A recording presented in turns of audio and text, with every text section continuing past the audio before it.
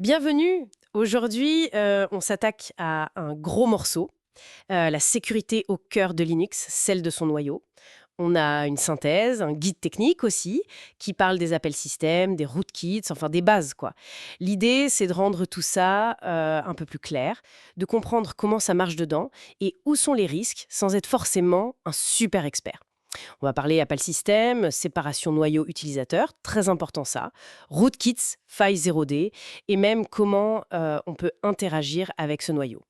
Alors, pour commencer simple, les appels système, les syscalls, c'est quoi exactement? La porte d'entrée, on dit souvent. Oui, c'est l'interface, si tu veux.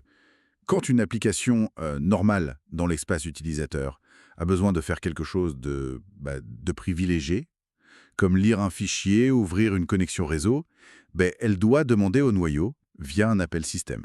D'accord. Accepté, il doit être connu, enregistré dans une table spéciale, la table des appels système. Et cette histoire d'espace noyau versus espace utilisateur, pourquoi c'est si important? Ah, ça c'est fondamental. L'espace noyau, c'est la zone ultra protégée, le QG du système d'exploitation. L'espace utilisateur, c'est là où tournent nos applis. Cette séparation, elle est vitale. Elle empêche une simple application de planter tout le système ou d'accéder directement au matériel sans contrôle. C'est une barrière de sécurité essentielle. Logique. Une barrière que certains essayent de franchir, j'imagine. Les rootkits, par exemple? Exactement. Les rootkits, c'est particulièrement vicieux. C'est un type de malware qui vise à s'installer dans l'espace noyau. Une fois là, son but, c'est de devenir invisible. Il peut modifier le comportement du noyau, intercepter les appels système pour mentir sur ce qui se passe. Ah oui, comment ça, mentir? Par exemple, si tu listes les fichiers, le rootkit peut intercepter l'appel et retirer ses propres fichiers de la liste. Pareil pour les processus, les connexions réseau. Ils seront invisibles, quoi. Carrément flippant. Et une autre menace dont on entend parler, les failles 0 day. Ça sonne urgent. Ça l'est. Une faille 0 day, c'est une vulnérabilité. Un trou dans la sécurité qui est déjà utilisé par des attaquants avant que les développeurs ou les administrateurs ne soient au courant. Donc, il n'y a pas de patch, pas de correctif immédiat. Ouch. Donc le temps qu'on réagisse, le mal est peut-être déjà fait. C'est tout le problème, oui.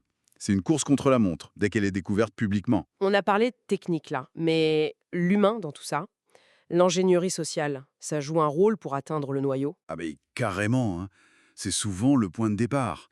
T'as beau avoir le noyau le plus blindé du monde, si quelqu'un refile son mot de passe admin à cause d'un email de phishing, Oui. ou branche une clé USB trouvée par terre, ça c'est le baiting, ou se fait avoir par un faux technicien au téléphone, le prétexting, une fois que l'attaquant a un pied dedans, même en espace utilisateur avec des droits, il peut plus facilement exploiter une faille ou tenter d'installer un rootkit. D'accord, donc la vigilance humaine reste clé. Et côté défense, pour anticiper ou comprendre ces attaques, on parle de honeypots, des pots de miel. Oui, c'est une technique intéressante.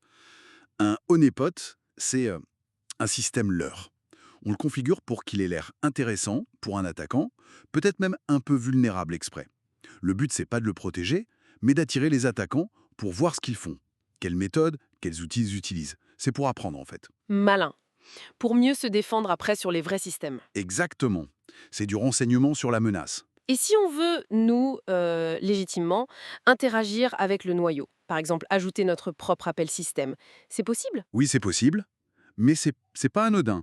Il faut modifier le code source du noyau. En gros, ajouter une entrée dans la table des appels système, déclarer la fonction dans les fichiers d'entête et recompiler le noyau ou au moins les parties concernées. D'accord, c'est plutôt pour les développeurs noyaux, ça. Oui, ou pour des besoins très spécifiques, genre un pilote matériel particulier. Et on peut aussi détourner un appel système existant, c'est ça? Sans tout recompiler? Alors oui, ça c'est une autre technique, souvent via les modules noyaux chargeables, les LKM. Un LKM, c'est un bout de code qu'on peut charger et décharger dans le noyau sans redémarrer. Et ce module peut modifier l'adresse d'un appel système existant dans la table pour la faire pointer vers sa propre fonction. Ça permet d'ajouter une fonctionnalité, de surveiller un appel. Ou d'intercepter des choses de manière malveillante comme un rootkit? Voilà. C'est un outil puissant mais à double tranchant. Les rootkits adorent cette technique. Compris. Et pour s'y retrouver, quand on développe un LKM, par exemple, pour voir ce qui se passe, printcap. Printk, c'est le printk du noyau, si tu veux. C'est la fonction de base pour écrire des messages depuis le code du noyau vers les log systems. Indispensable pour le débugage. Et on voit ces messages avec des mèges, Exactement. La commande Demege affiche le tampon des messages du noyau, donc on peut voir ces sorties de Printkey avec Demege, souvent en filtrant avec Tail pour voir les derniers messages. Parfait. Bon, si on résume, les appels système, c'est le passage obligé vers le noyau, protégé par la séparation noyau-utilisateur, mais c'est la cible des rootkits des exploits 0D, souvent aidés au début par l'ingénierie sociale. C'est ça. Pour se défendre et apprendre, on a les honeypots, et on peut interagir avec le noyau, ajouter ou modifier des appels, mais attention, c'est puissant. Et Printkey, c'est notre œil dans le noyau. Tout à fait. Et ça nous amène à une réflexion peut-être. Maintenant qu'on voit un peu mieux comment ce cœur du système, le noyau Linux, peut être observé, modifié, voire détourné, quelle confiance réelle on peut avoir? Même dans un système réputé sûr comme Linux, ça montre qu'il faut rester vigilant, qu'il faut comprendre comment ça fonctionne sous le capot, parce que les risques existent toujours. C'est un défi constant en fait, la sécurité.